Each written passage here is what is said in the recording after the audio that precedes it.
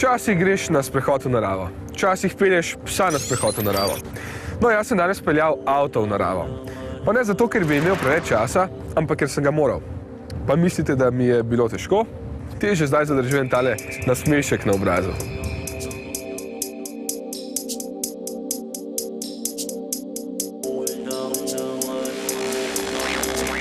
Spet kup pleha, bi rekel nekdo, ki ga avtomobili brigajo toliko kot letošnji sneg.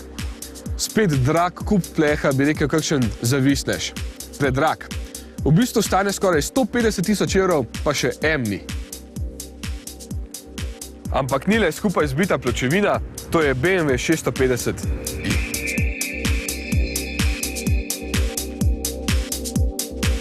Sem si kar oddahnil, ko sem videl, da je uvoznik k nam za namene testiranja pripeljal bencinarja. Tudi dizel bo v ponudbi, naj bi postal celo najbolje prodajana različica, ampak v takšnem avtomobilu je to skoraj greh. Vse vem, da ne smemo več nikjer divjati in bla bla, ampak kateri dizel lahko nadomesti tole? Ali pa tole?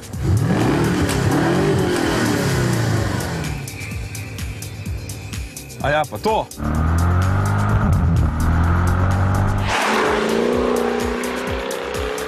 Pa to?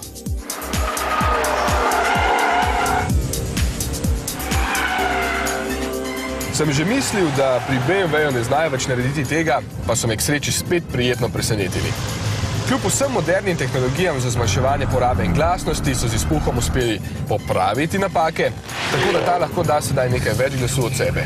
Sicer pa je pod pokrovom 4,4 litrski 8-valjnik z dvema turbopolnilnikoma in okroglimi 300 kW, kar je v starem jeziku 407 konjev.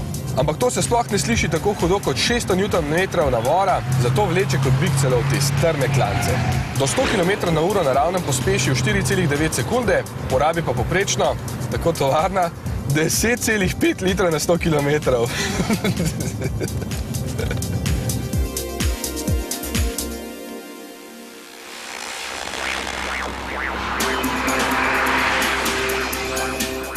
Ok, resno. Pod 14 ne bo šlo in to sploh ni nič takšnega, če ne bi bil tank za gorivo velik oziroma majhen le 70 litrov. Kot da se da lastniku takšnega BMW-ja stalno viseti na bencinskih črpalkah. Razen, če ima koga, ki tanka namesto njega, sam pa vmes čaka in uživa v sistemu Bang & Olufsen, ki stane dodatno 5500 evrov. Ali v teh krasnih sedežih, ki imajo na strelivi ledveno in bočno oporo. Ali v tem ogromnem zaslonu, ki meri kar 10,2 palca. Mislim, to pa je ogromno. Navigacija se prikazuje kar z 2 zemljevidoma, toliko je prostora. Za tiste, ki boste dejansko veliko na cesti, pa bosta verjetno najboljša ta 2 dodatka. Head-up zaslon in prilagodljive LED luči, ki svetijo kot zastavo.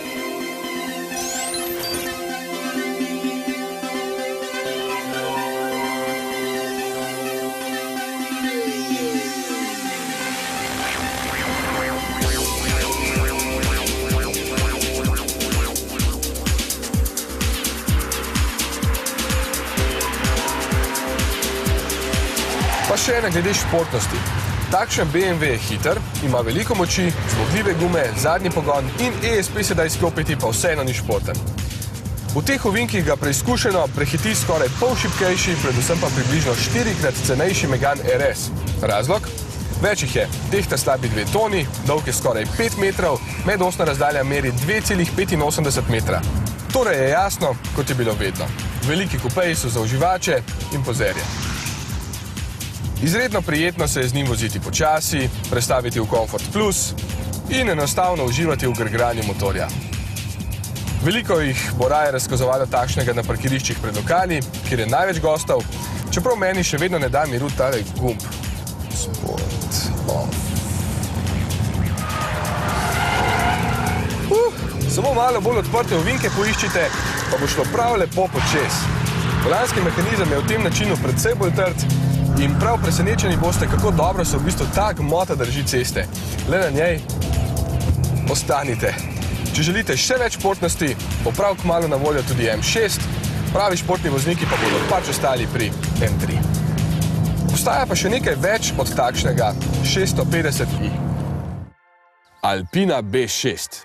Še dražji in še bolj prestižen. Iz istega motorja iztisne kar 397 kW oziroma 540 konjev. Za zvok in dodatne zmogljivosti skrbi še Akrapovič, pospešek do 100 km/h je 4,3 sekunde, končna hitrost pa 320 km/h. Ja, BMW je spet naredil konkreten avtomobil, ki ima konkurenco le v najbolj prestižnih znamkah. Šestka pa tudi že kar nekaj zgodovine. Zdaj pa hitro domov, pod dež.